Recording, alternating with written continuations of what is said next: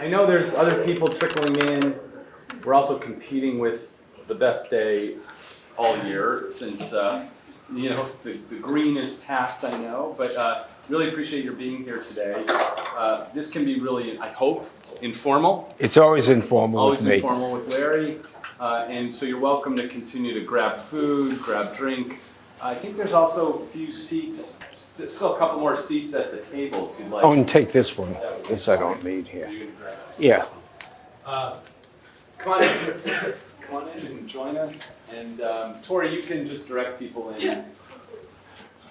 I'm Danny Warsham, the Executive Director of the Nelson Center for Entrepreneurship. I'm not sure if that's necessary for most of you because I recognize some faces, but I always start every Nelson event with the same question. And I'll tell you why. Those of you who are familiar with our events could probably guess and even just preempt me with that question. But that is, for how many of you is this your first Nelson Center event? Raise your hand. I see Sean and Chris, and what's your name? Calliope and Maya and Alyssa, right? Well, a special welcome to all of you, and I hope this won't be your last Nelson Center event. If you're not already on our email list, please sign up. You can go right to entrepreneurship.brown.edu and be in the loop on these kinds of events and other important information about funding and internships and all sorts of things related to entrepreneurship. So a special welcome to all of you. A special welcome to Tina, who is Larry's wife and now a friend of mine, and happy to have you here. Thanks for joining us. I hope this feels like your home at Brown as well. And the biggest welcome today is for Larry himself. I'll tell you just very briefly about how I got to know Larry, and I think it's emblematic of how people become fast friends with Larry. The senior leadership of the university said to me, when we had just opened the center, I think it was back in 2016, there's this alum named Larry, he's kind of agitating to get involved, and I don't know if it'll mean anything to you, but would you just at least do us the favor and meet with Larry for like 10 minutes the next time he's on campus? And I'm very happy to meet with just about anybody, and I liked hearing what Larry was like, and but I didn't have any real expectations, and I remember we sat down in my office at Hillel. We were in this tiny little office at Hillel, and within 15 minutes we were definitely fast friends. We shared family roots in Brooklyn, some Jewish overlap, lots of baseball interest, certainly business and entrepreneurship. Certainly baseball. Certainly baseball. That's the important thing. Exactly. And by the end of those, I think actually we spent like an hour and a half together, and I really did feel like we were fast friends. And you said to me an offer that, of course, was impossible to refuse. You said, I'm not looking for anything in return, but I'm really interested in helping out and contributing to the development of students and teaching, in addition to being an alum of Brown class of 1964, okay to say. Bicentennial class, I call it. Okay, and we even looked up your senior comparative literature thesis or American civilization thesis. Yeah, which is on the shelves at the Rock. Right. And also a PhD in economics. And so I thought, yeah, we'd love to have you involved.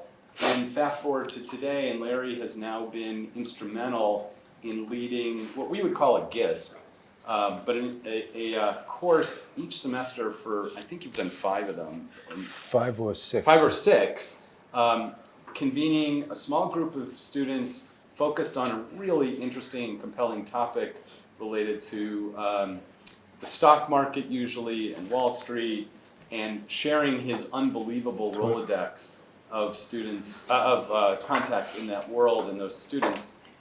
Is that one walking in right now? That's one of my students. Walking in right now, who have been delighted to study with Larry for a semester and produce a paper that in many cases Larry has judged to be worthy of publication. And so thank you so much for all that you do for the Nelson Center. Thank you to you and Tina together for being such generous donors to the university and in particular to the Nelson Center, and making things happen that we didn't dream might be even possible. Certainly when I met you that first time when we talked about Sandy Koufax and the Brooklyn Dodgers and the Los Angeles Dodgers. Not Los Angeles Dodgers. No, you're a Brooklyn guy. I do not recognize the LA team. Okay, just the Brooklyn. Minor league. Exactly. And so today, when Larry offered to be with us, I said, you can talk about anything you want. And I'm thrilled to hear what he has to say, as I'm sure all of you are.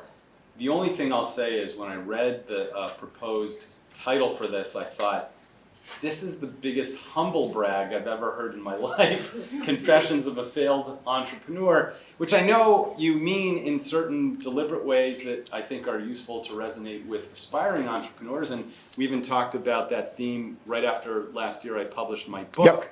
Yep. So I won't steal your thunder. All I would say is thank you to both of you for being part of the Nelson Center community and for contributing in all the ways that you do. Thank you, so Danny. Thanks for being here today. Thanks. After Danny's book came out, I decided, you can't see it, but it says see, solve, scale. And I've underlined scale.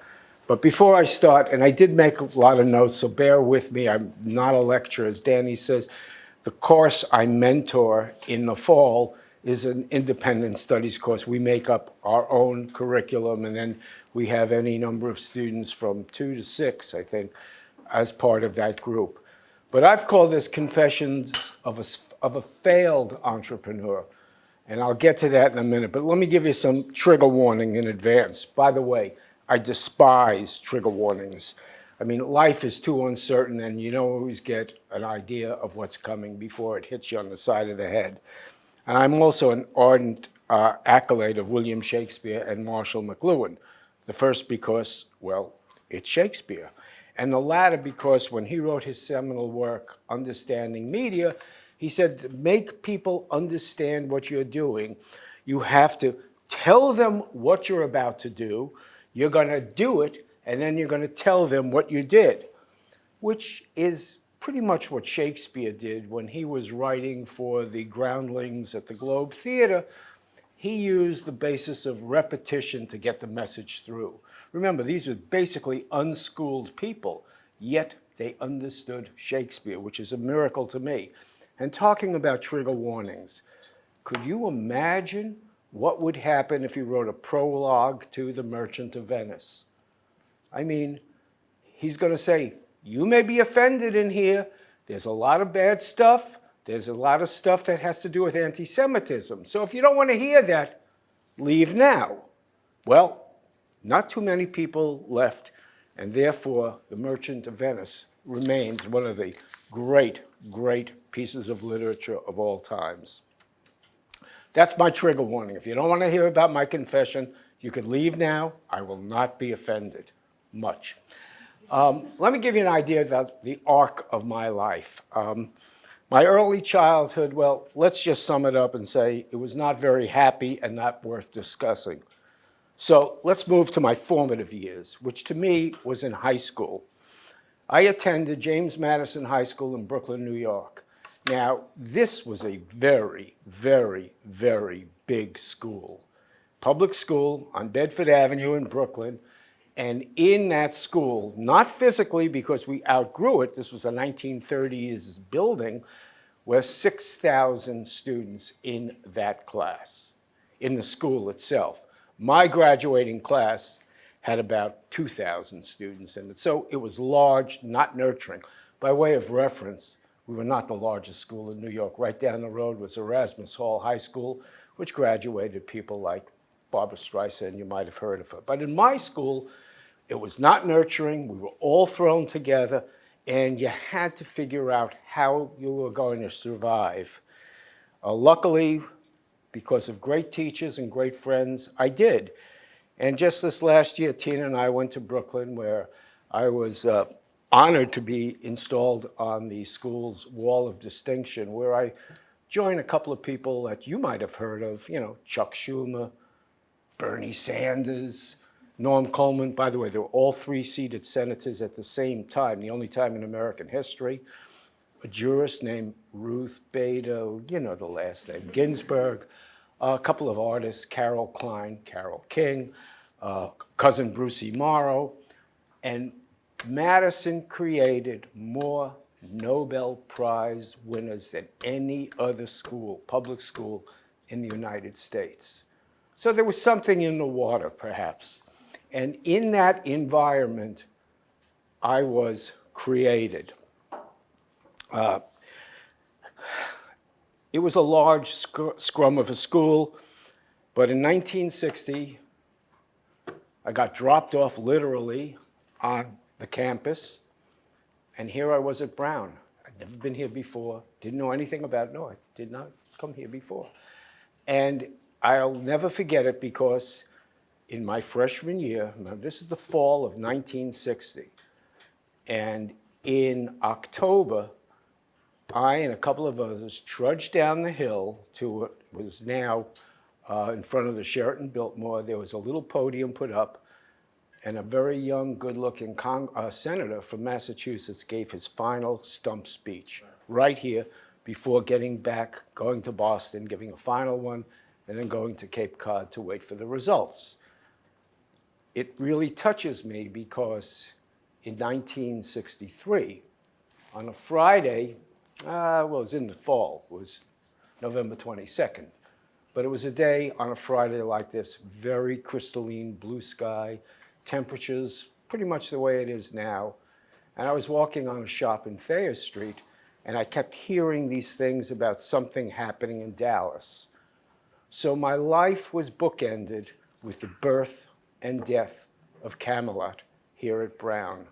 And it was an amazing kind of a summing up from the high to the low, and then where do we go from here?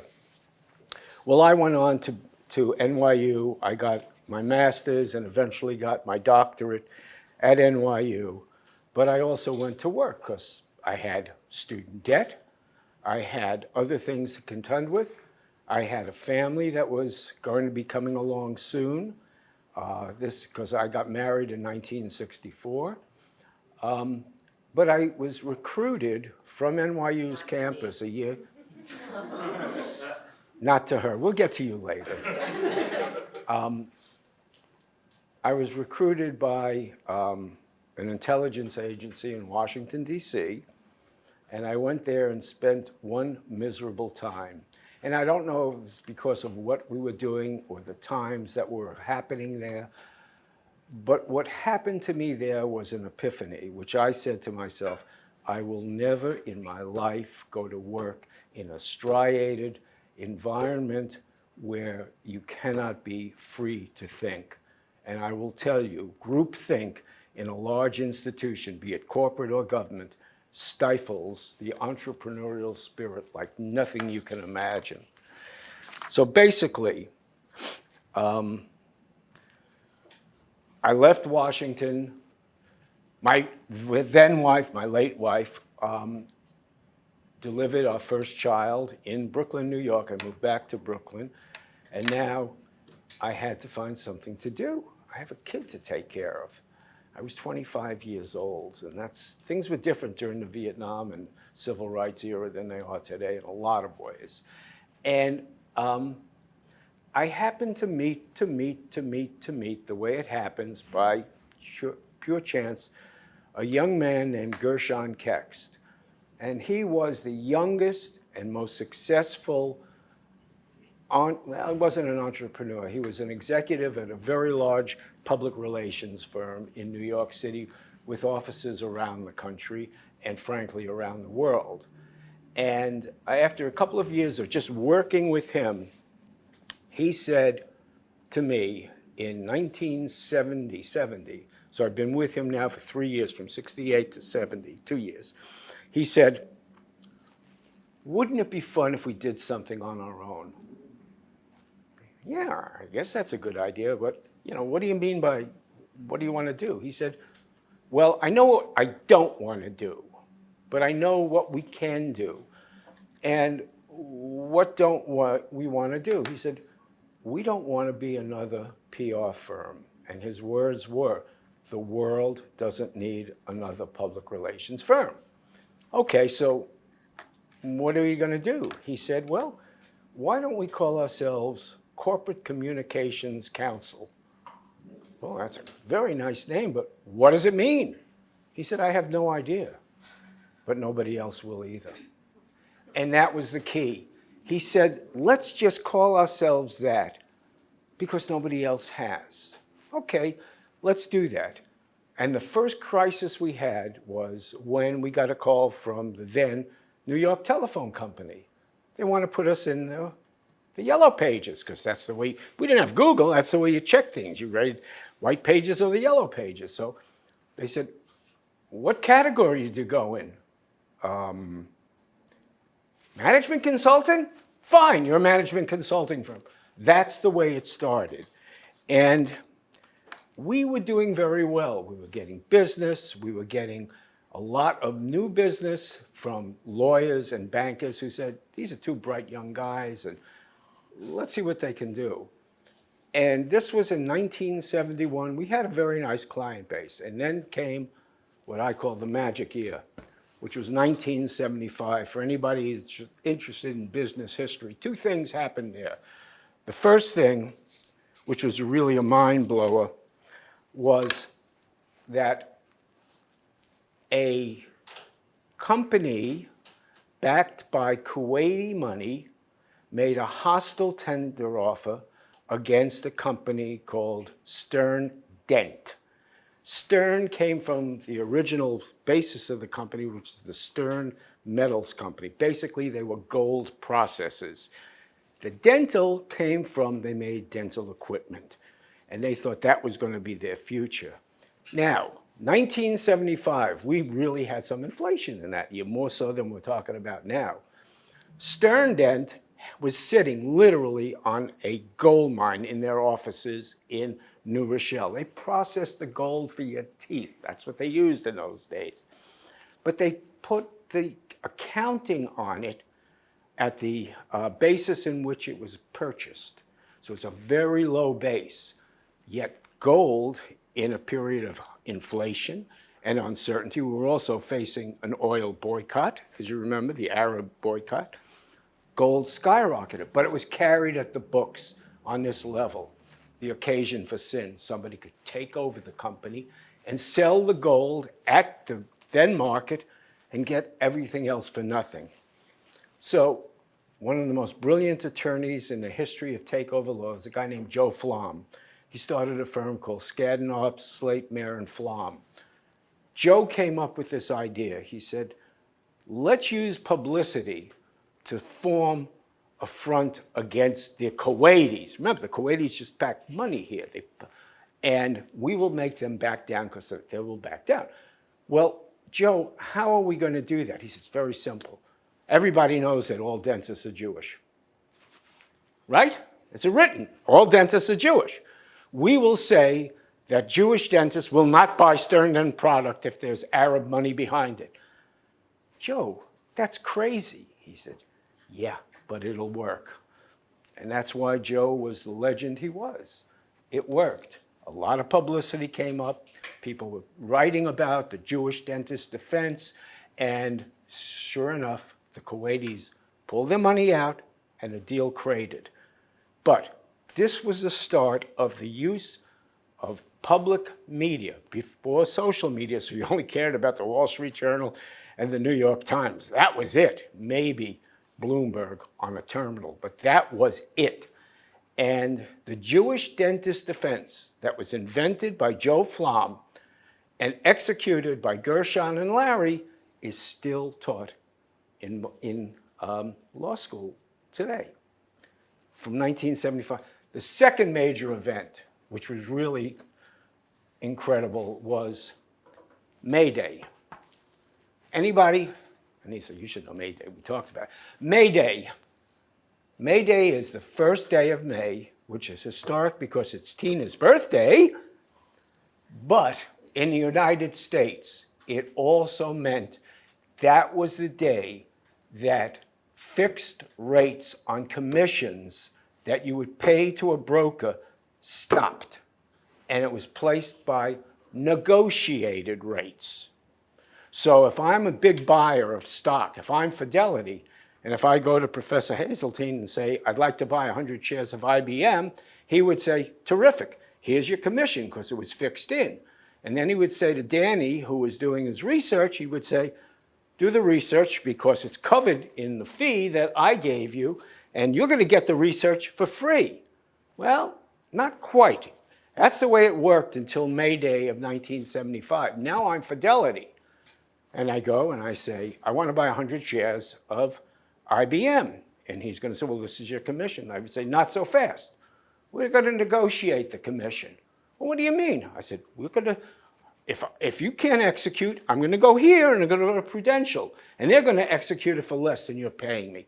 So all of a sudden, the margin started to shrink on the so-called sell side or the brokerage side of Wall Street. But what happens to poor little Danny, who is now going to be thrown away from this company because he's a cost center. He's not a profit center. Well, Fidelity says, I could get Danny and I can get Anissa and I can bring them on board in Boston and I don't need your damn research. I've got my own. So what happened is that Wall Street migrated from the broker side to the so-called buy side, the Fidelity side, because of negotiated. Well, what does that have to do with Gershon, Larry, and Kekst and Company? We produced in May, actually it was published in April, something called Mayday in the Capital Markets, wherein we predicted, which was correct, we predicted that the job of telling a company story to investors would now devolve to the company. You would now have to say why I'm going to do this. You were going to. So that was the birth of a profession now called investor relations. Just happened to be this. So see, we didn't really see it. It saw us. Solve, we created that management consulting that was going to work on takeovers, a la Stern then, and we invented investor relations. So now our clients would come to us helping them tell the story, i.e. communications. That was the breakout year for us. I mean, we were expanding our business. We grew tremendously during that period, and it just worked splendidly. We had 100% market share of all of the transactions done in the United States on one side or the other on a takeover, either be a consensual one or a hostile one. Always had 100% market share. Sometimes we worked on both sides at the same time, which is not necessarily a conflict if it is a consensual transaction. And because of the Mayday situation, brokers were now concentrating more on their IPOs and that business. Hence, we did a tremendous amount of business in terms of IPOs and ongoing.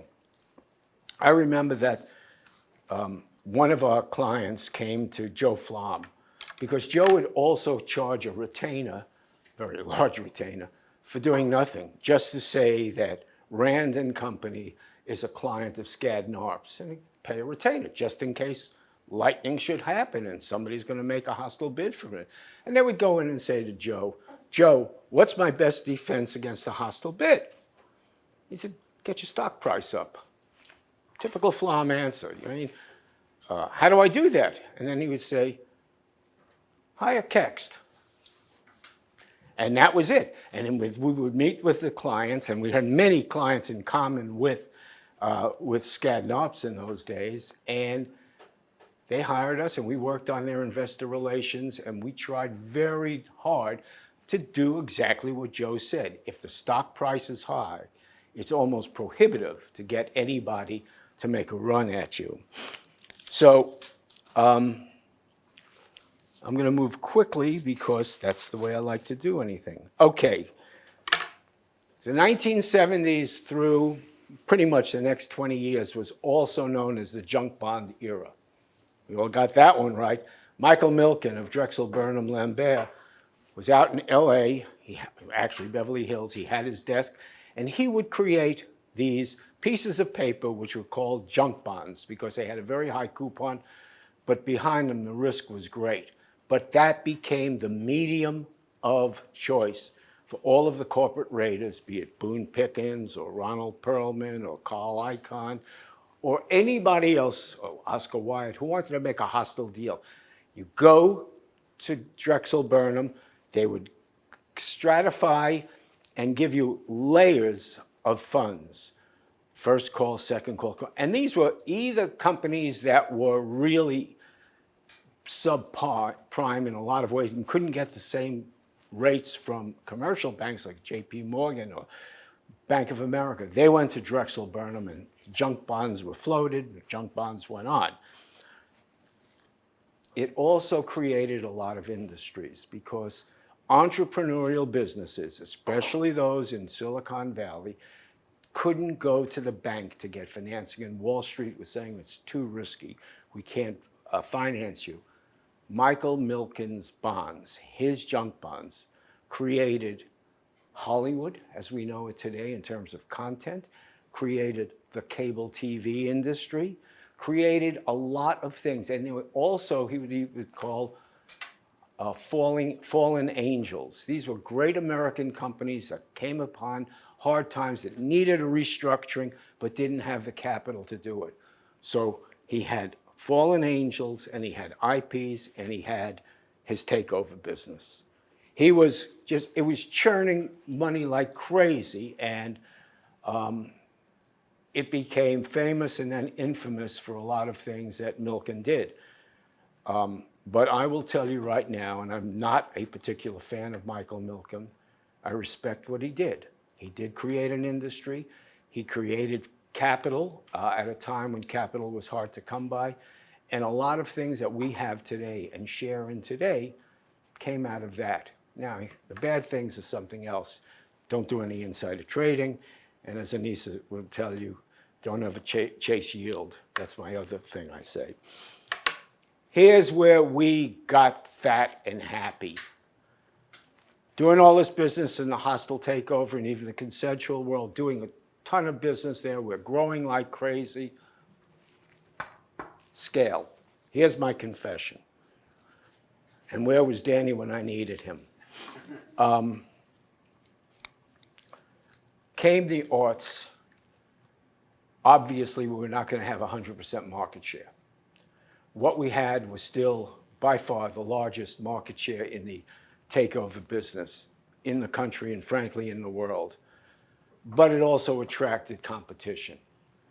People who said, this is a very nice doggy bowl, we'll like to chow down at that too. So obviously our market share was going to decline. It had to. You have 100%. You get one competitor in there, it's already knocked down. But we still did a very big business and we were doing tremendously well on the IR side that we taught. Where did we fail?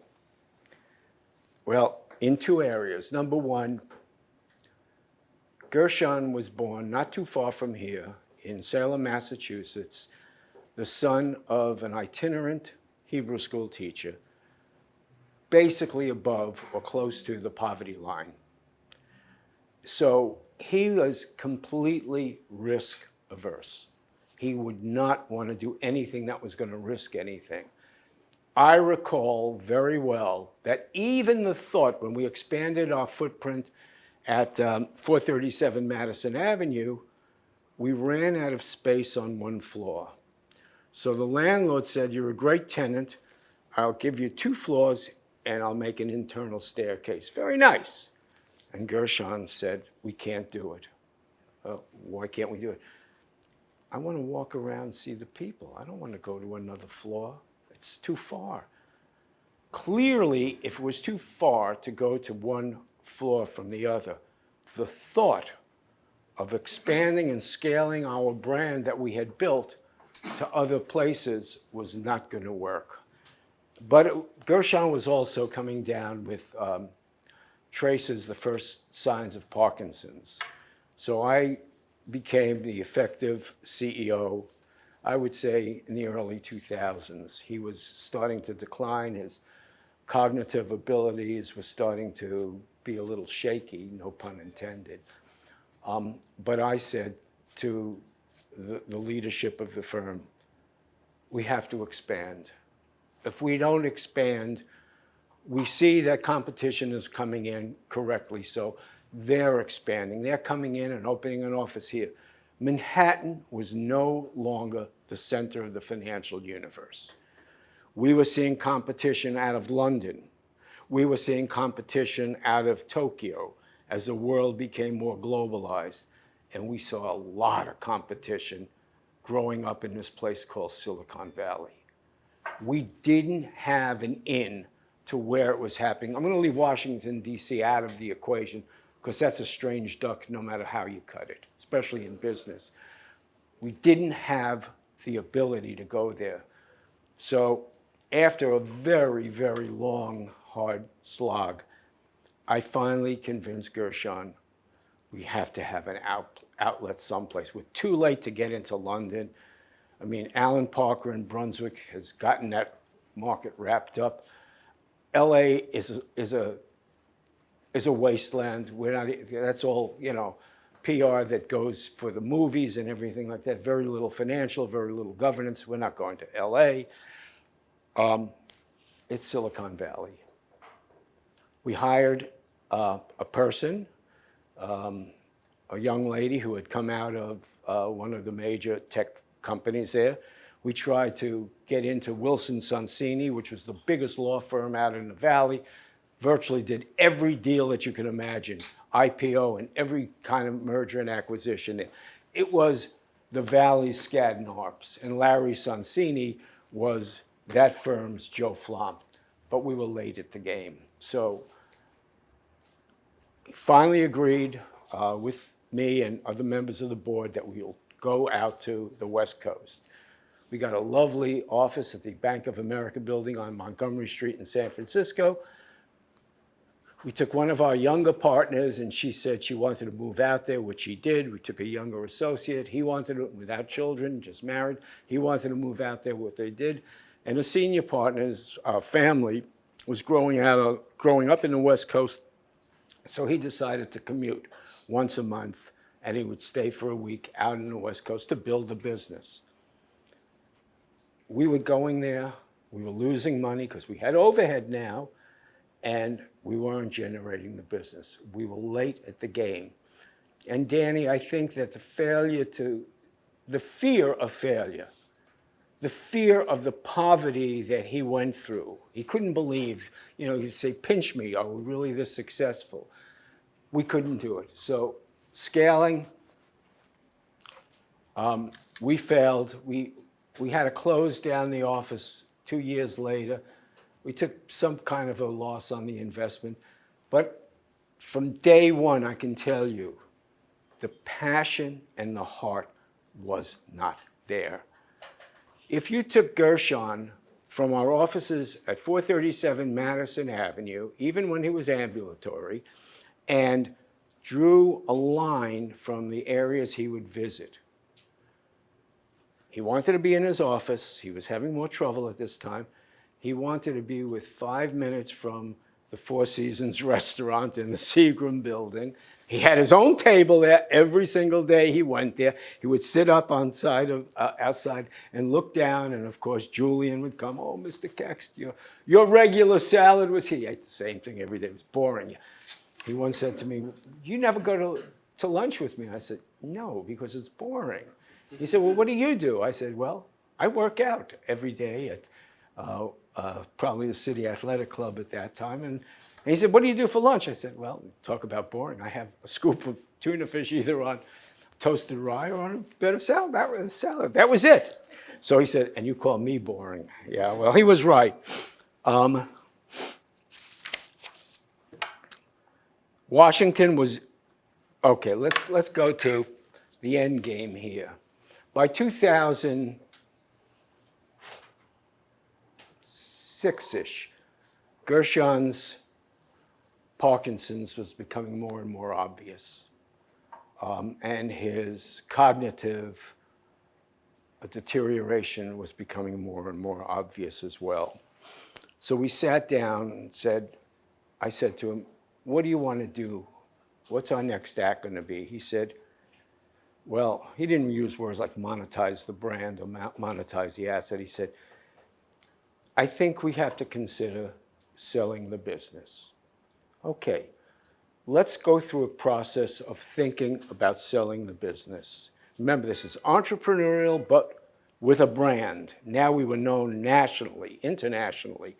So we said there were 3 or 4 kinds of buyers. Number one, we looked at strategic buyers, a company who would want to put our brand into their portfolio. Private equity, we had a lot because we were generating a ton of cash.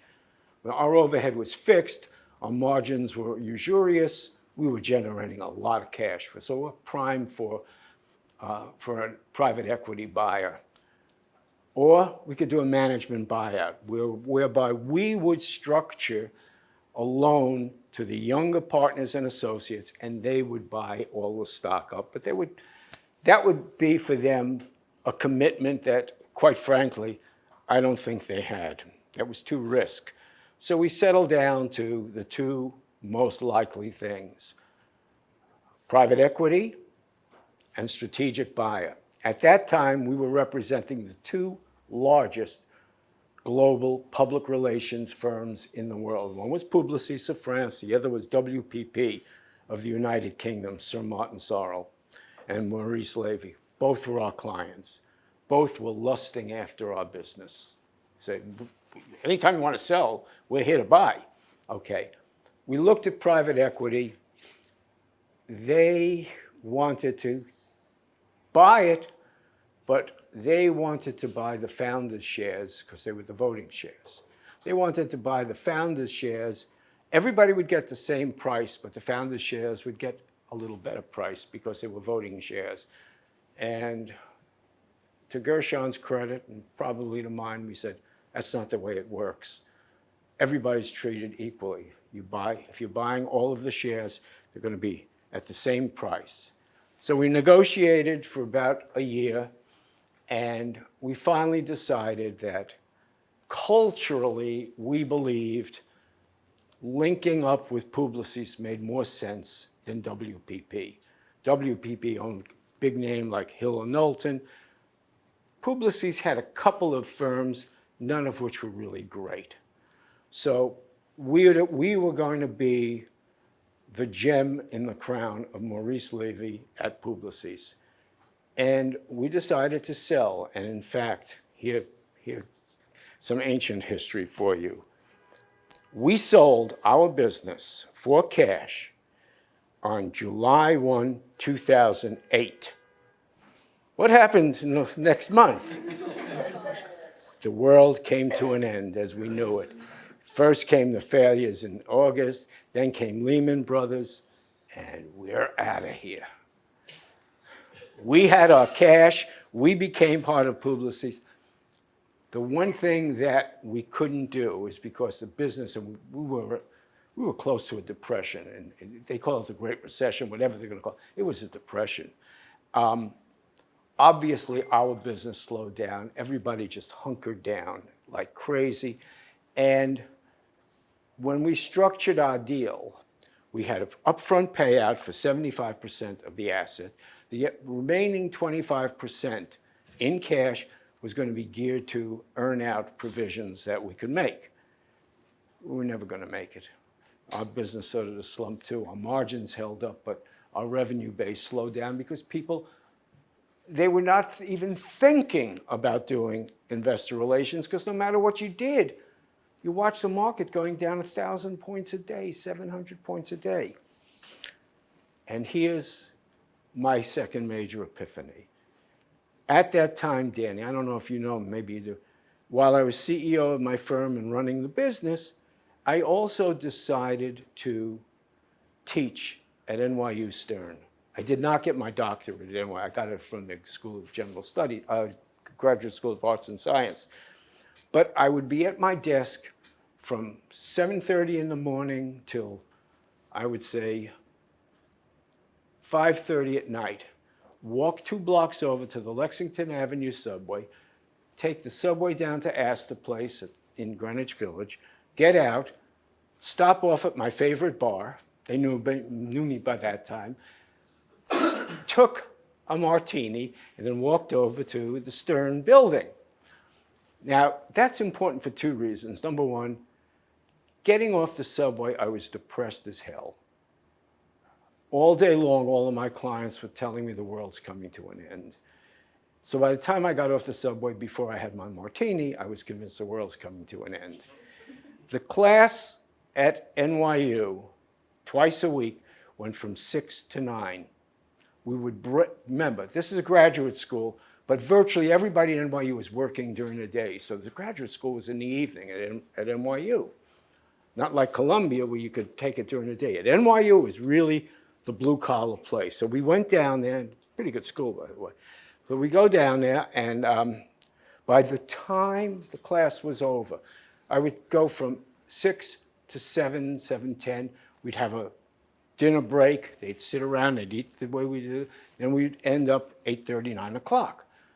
I would walk across Washington Square to the west side, take the subway at West 4th, get off at 81st Street and Central Park West. But by the time I finished that subway ride, I knew the world was going to be okay. Seeing kids, seeing young men and women the way you do, you cannot be negative. You have to think of the positive things that these people, you people, are going to create. So one other thing happened to me. As I mentioned, my late wife also was going through a health crisis. She had a terrible situation whereby her family is lucky enough to have inherited amyotrophic lateral sclerosis, ALS, Lou Gehrig's disease. And she was declining fairly rapidly as well. And finally, she passed away pretty much just before Gershon, but not too many years.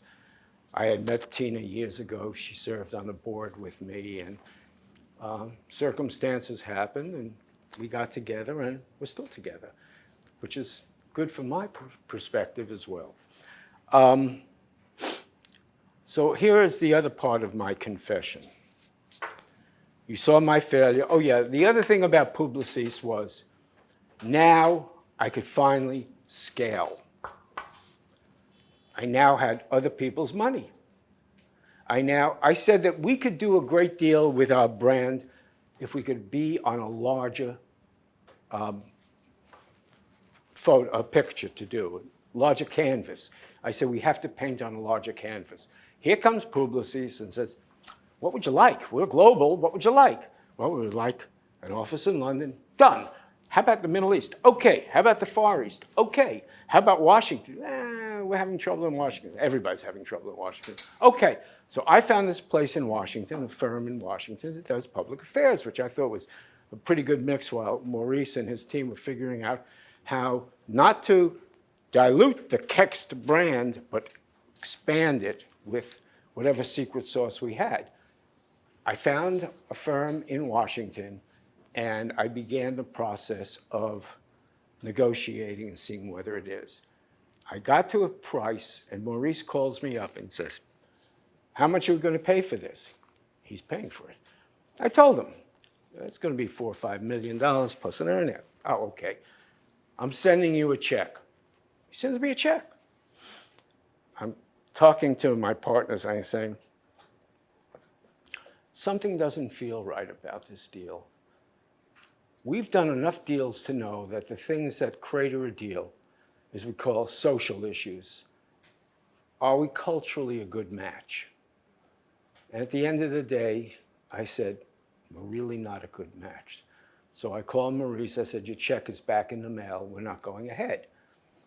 I will tell you now, the Kekst, which is now called Kekst CNC, remains a very successful corporate communications counseling firm. Publicis took its prime jewel in Europe called CNC, which is a German firm which I actually helped them buy, with offices in Germany, throughout Europe, UK, Middle East, and merged them together. So today, Kekst CNC is a global communications firm. I have nothing to do with them. They're doing it all on their own. But it took a long time for that vision of scale to come through. Are they the same firm that we created in 1971? Absolutely not.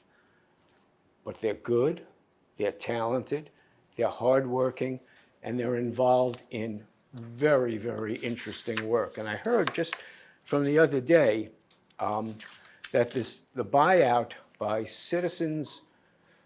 First Citizens Bank, the one that bought the the residual of Signature Bank, I think it was. No, did they buy the SVB Bank holdings? I think it was Signature Bank.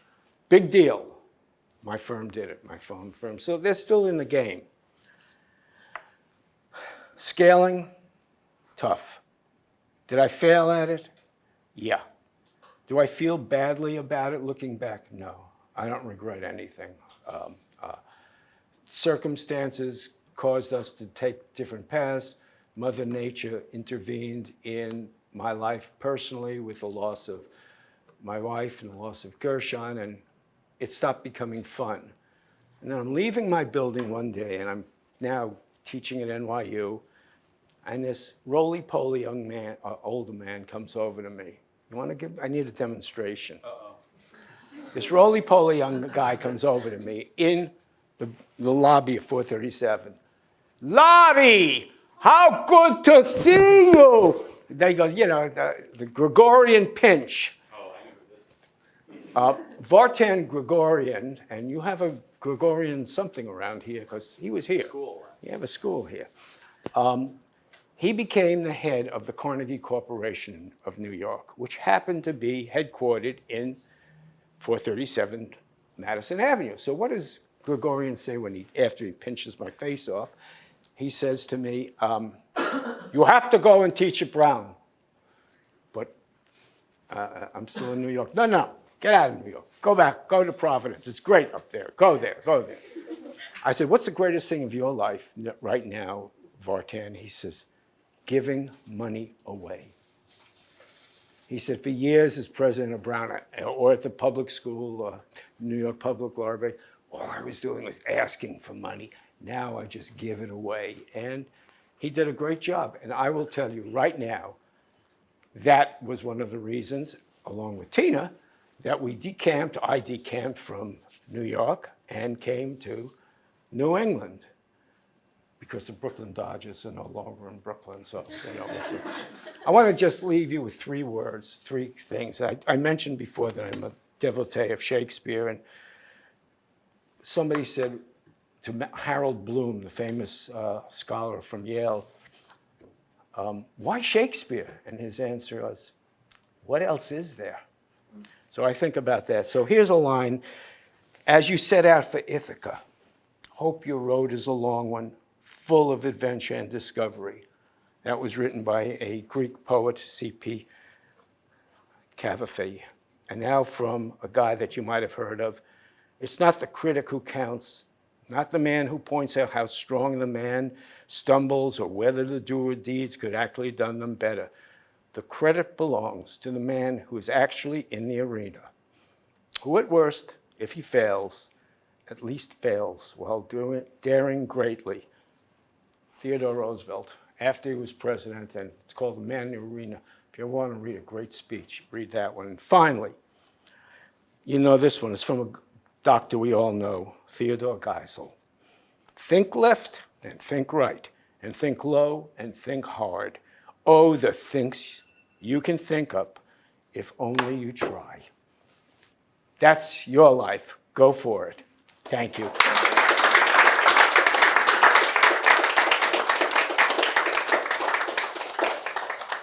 I know we're bumping up against 1 o'clock. Some of you may have classes, in which case you're welcome to adjourn. But also, I think if you're willing, there may be opportunity for a little bit of discussion. Absolutely. So any questions or comments from people are welcome, and happy to entertain those. Yeah. I know that you speak a lot about the importance of geography and where the company is located, especially in the past 15 minutes, but how do you see this changing with a more hybrid approach to work after COVID? Repeat the question for the Yeah. recording. Could you repeat the question? Basically, you're saying, how has the work environment changed because of COVID and all that? Or am I missing the geography? Because you talked a lot about the importance of, yes, having this firm in New York and seeing what the pros and the cons would be about moving other places. How does that change? Well, I think that other than Danny Warshay, I should have listened to Willie Sutton, who, when asked why he robs banks, the answer was, that's where the money is. What we fail to do is follow the money. And I think geography was important in the evolution of my firm, or why we stopped evolving. I think that what I've learned from other firms, competitors, and my own, the talent is there if you offer the challenge to the person who wants to be there. We used to, in the early days, our major competition for talent came from law firms and bankers. And these are people who basically went to the best law schools in the country and the best MBA programs in the country. And we would find that maybe after a year or two, that young man or woman was tired of grunting out numbers and just putting it out and not seeing the big picture, or tired of just reading, reams and reams of papers to catch the typos. So our major source of talent came from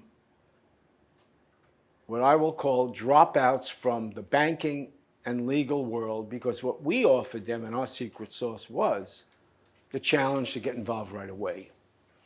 I think geography played a part in that. We were lucky. We were in Manhattan at a time when all of the majors, except for that one major in the UK, was there. If I look at it now, and as a full-time resident of Massachusetts, I will tell you, for a city that's teeming with financial talent, the communications industry here is appallingly low. It's not Boston. It's not very good. It should be better, but Yankee frugality, I think, does not match up with some of the monies being paid in other geographies, like New York, like San Francisco, like San Jose, even like LA, and certainly there's only one capital in Europe, even though the French think it's Paris. It is not. It's still the city of London. So yeah, I think geography is a good question. It played a big role.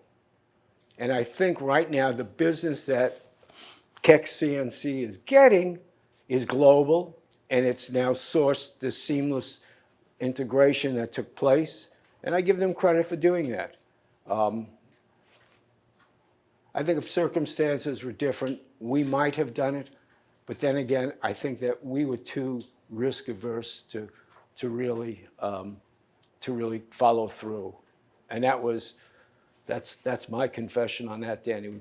We didn't have the cojones to go and do the expansion that was needed, the scalability. I know I had a question here. Yeah. So you mentioned that you were successful in expanding into Silicon Valley, but you mentioned you were still successful in New York at the time you wanted to sell the company. So I'm curious, why did you want to sell? Mother Nature was taking its toll on Gershon, and my home was also being in bad shape because of.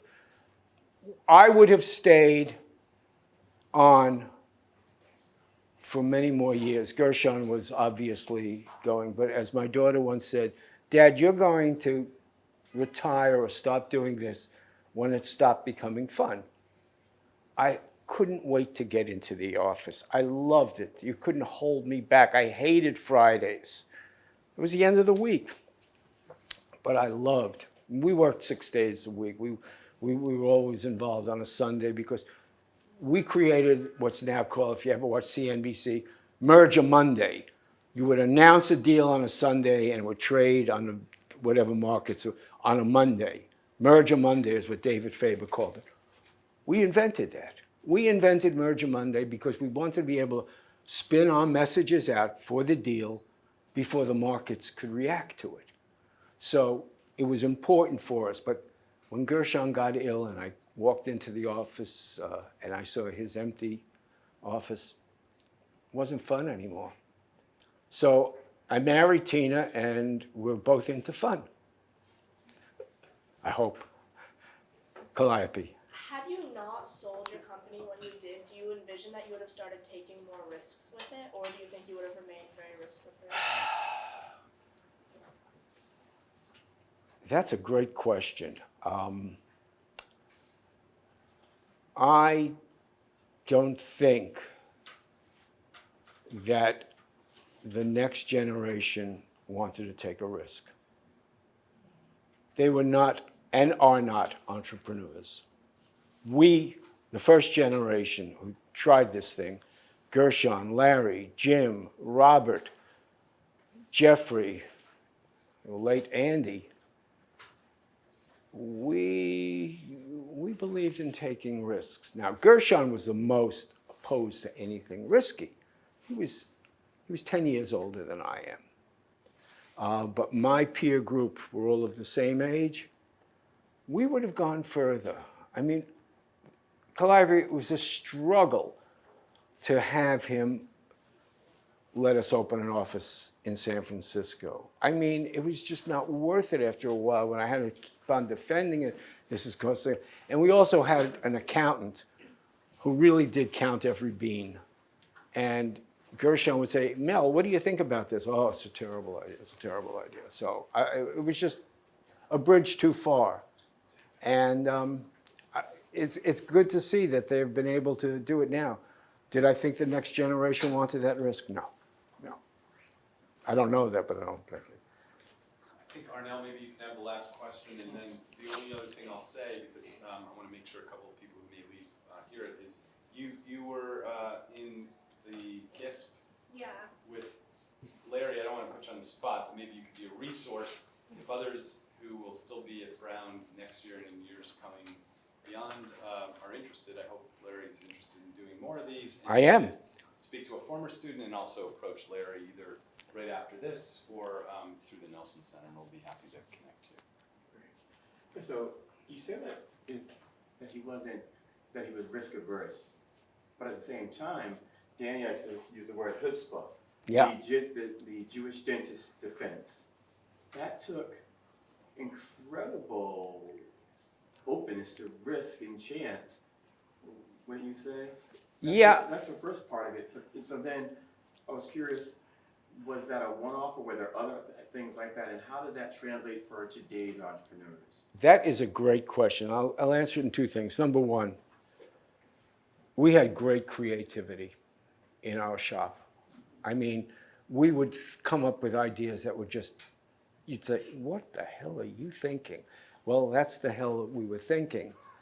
And I'll go back to something that Joe Flom said on another deal. It was when the Richardson family, it was Richardson Vicks, remember that company? It was family controlled, but they became part of a hostile tender offer. And Joe went to their board meeting and brought us in because he did that for us. He was a great man. And he would see the family members there, and they were looking at the bid, an all-cash bid that came in from XYZ.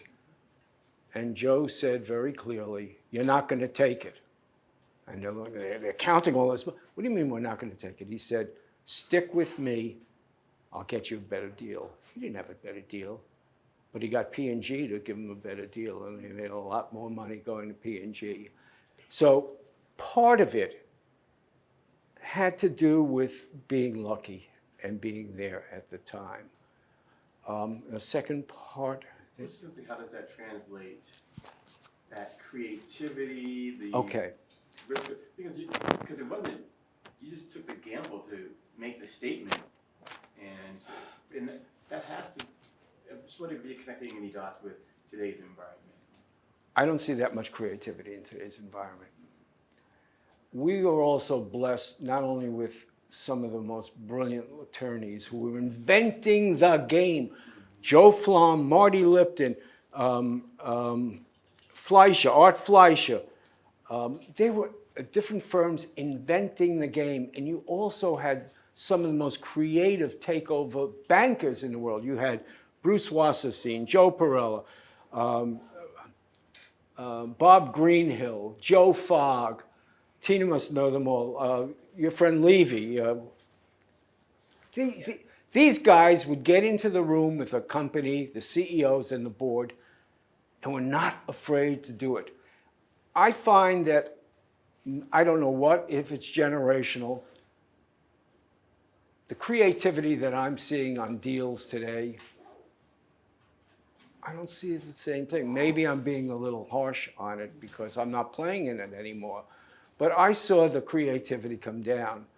And I've done some pretty bad deals in my day, and that's a different confession, not this one.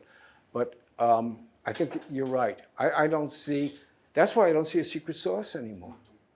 Even among my competition, I see that they're there at the occasion of sin or not sin because they knew how to position themselves to be there. We were lucky.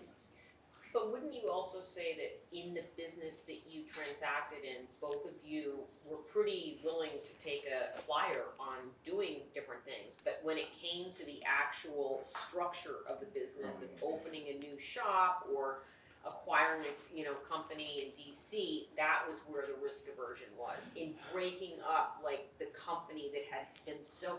When I used to walk into that, everybody knew each other. It was like a family. It was like this nuclear, more than any place that I ever worked. And I think that the fear was that would end. But I think Technology also killed us. When we started, nobody had a computer on his desk. Nobody had a smartphone that they were checking every 2 minutes. You wanted to get this person's idea, you'd walk down the hall and you'd talk. About when we started to put computers, I walked down the hallway and I could hear a pin drop. I don't want to hear a pin drop. I want to hear a bowling ball drop because everybody was doing this. So then you could work offline, but where was the interaction? One of the rules we had a couple of rules here that since we were like inventing what was going on, everybody is going to learn. You come in that firm first day, you're going to learn. So you're a student. And if you're going to go down the hall and ask somebody a question, that person had better give you an answer. Can't say I'm busy. Everybody's a student and everybody's a teacher. So you had a collegial atmosphere, and it worked. When they started to sit behind their computers and do this, go visit a client. I don't have to visit the client. I can email the client. No, don't you understand? Where is the human interaction? I would go out, Jim would go out, we'd go visit a client. We'd say, what's on your mind? Take out your notepad. Almost going to be telling me what's on his mind. He's going, oh, this. Wow, that's really interesting. Then I would go back to my office, or Jim would go back, and we'd call you up and say, hey, you know what you said about this? Can this now do this and this and this? Can you teach this to your shareholders, to your employees, to the communities? And you would say, I didn't think of that. That's the secret sauce, going to be there at the time of the occasion of sin. Be there. And I saw that sort of decreased as the technology increased. Interesting. Thank you. Let's thank Larry again. Thanks, guys. This is actually the third time Larry's done something like this. Appreciate the whole series.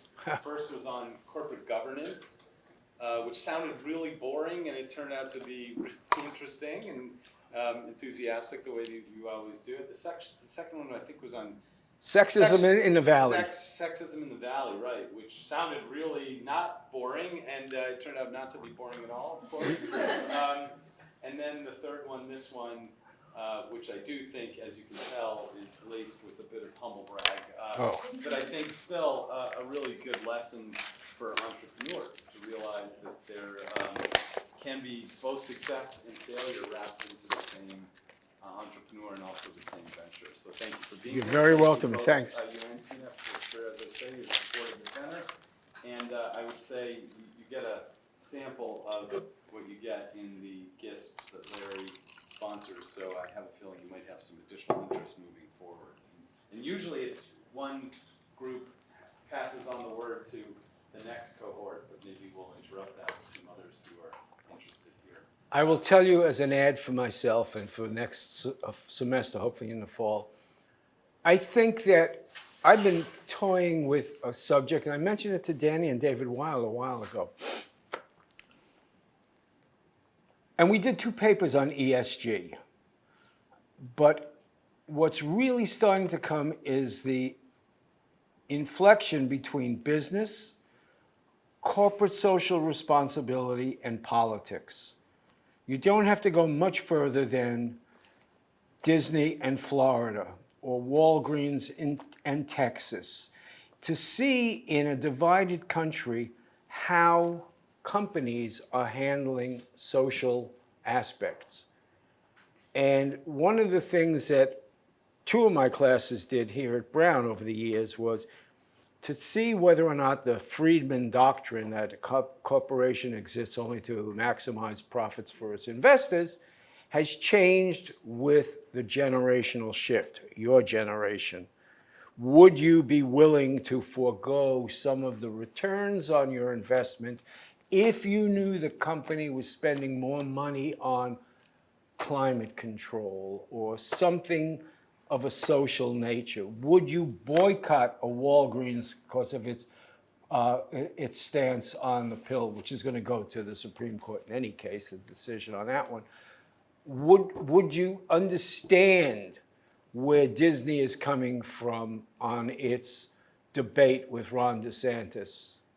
Has it become so much of that? And that's where I think one of the things I want to talk to you and David about, I think that this generation is going to have a different one, and people, of course, at Brown have a different persuasion to begin with. But still, I don't know the answer. And one of the things we like to do in the independent studies courses, you guys come up with an answer, because there's no right or wrong. Just come up with a position and defend it. Okay. That sounds Thank you. thought-provoking. Thank you all for coming. Thank you. Thank you.